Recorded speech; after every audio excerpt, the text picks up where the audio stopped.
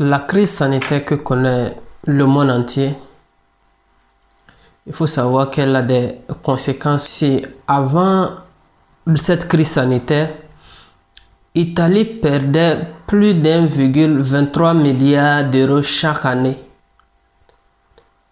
dû aux travaux non réguliers.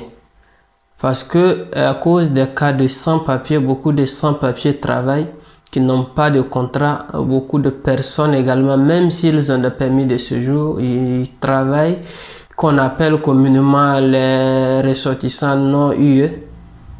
Ils travaillent, mais c'est des contrats sans contrat, ils travaillent sans contrat.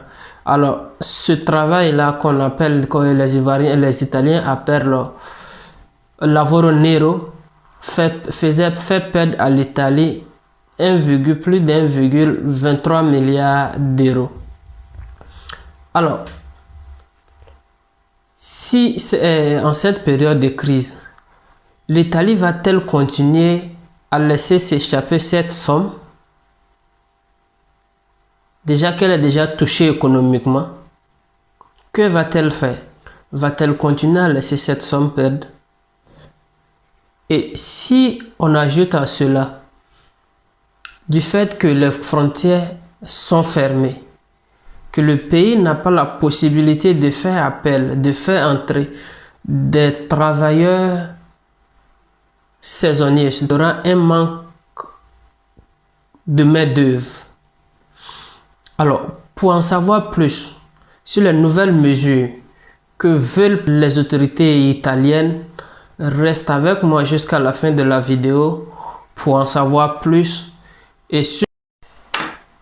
avant la crise, le gouvernement italien parlait déjà d'une amnistie pour les immigrants, les sans-papiers en Italie.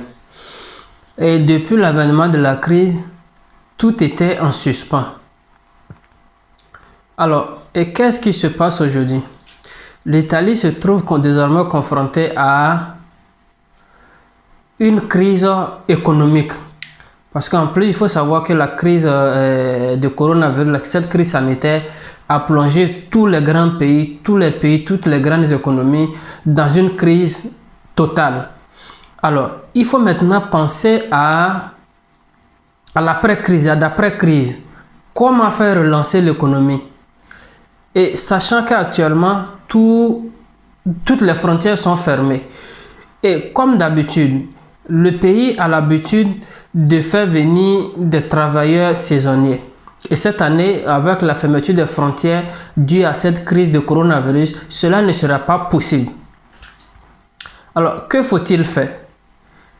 Il y a donc un manque de main-d'œuvre.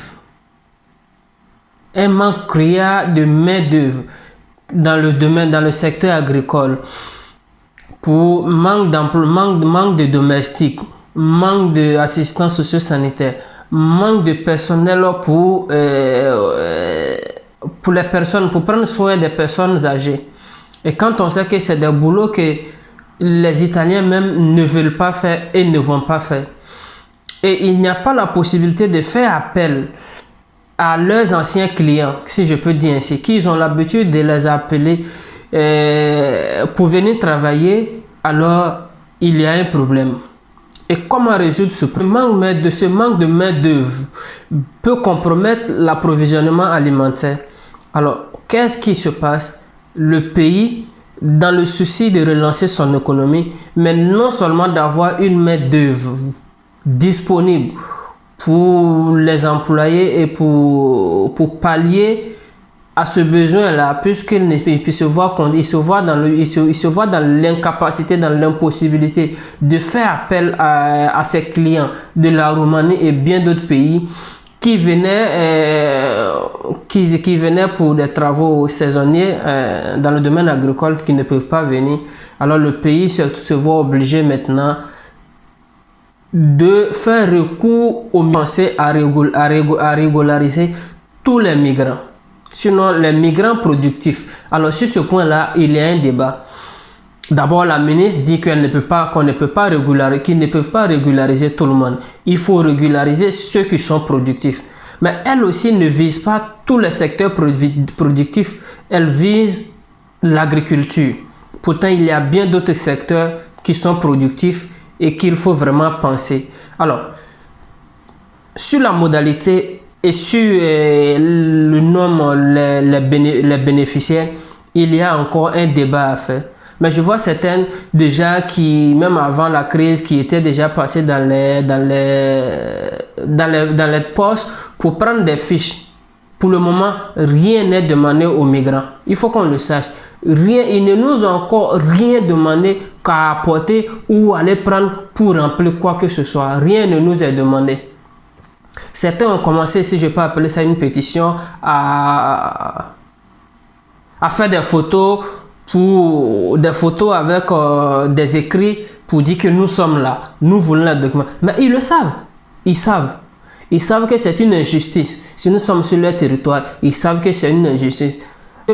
Tant qu'ils ne régularisent pas les migrants, le travail irrégulier va continuer, qu'on appelle de lavoro nero, va continuer. Et ça profite à qui? Aux employeurs et non au pays. Parce que l'employeur, non seulement celui qui l'emploie, l'employeur est sous-payé, l'immigré arrive quand même à se contenter de ce que son employeur lui donne. Lui, il arrive à se contenter de ça. Donc, lui, il se suffit avec ça. Et le gouvernement italien, heureusement qu'ils sont en train de penser à ça. Mais qu'est-ce qu'il faut, il faut comprendre que beaucoup d'organisations non gouvernementales, d'associations et de la société civile sont déjà partantes et ont déjà donné leur accord et continuent de se battre pour cela.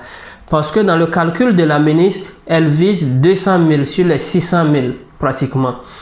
Mais les organisations de la société civile, les ONG et d'autres partis politiques veulent aller plus loin. Des sénateurs veulent aller plus loin pour en fonction du nombre, soit pour régulariser tout le monde, ou il faut régulariser tous ceux qui sont productifs. Je ne confirme pas que les 700, que les 600 000 seront régularisés.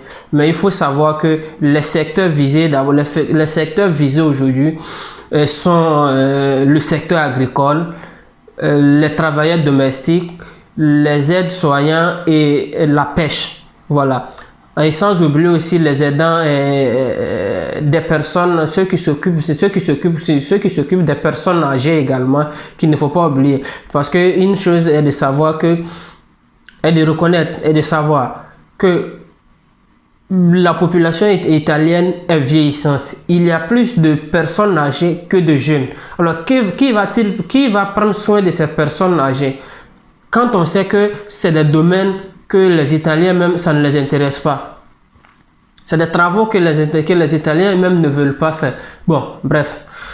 J'aurai l'occasion de faire une vidéo pour parler de ces boulots-là, des travaux l'information que j'avais à vous apporter, que la sénatoria est en cours, mais donne son accord. Donc, c'est un débat qui est sur la table. Ils sont d'accord qu'ils vont donner les documents. Mais à combien de personnes? À tout le monde? À ceux qui sont productifs? C'est là la question. Et aussi, comment faire? Parce qu'il est dit que ce sont les employeurs qui vont payer une contribution pour que leurs employés puissent avoir les documents. On parle aussi de parrainage. Donc, il y a encore beaucoup plus de détails qu'ils doivent définir avant maintenant d'engager la procédure. Abonne-toi à ma chaîne et active la cloche de notification pour ne rien rater, parce que ici je donne chaque week-end des informations sur l'immigration et l'intégration. Alors pour ne rien rater, abonne-toi et surtout à la fin de la vidéo, n'oublie pas de me laisser un commentaire.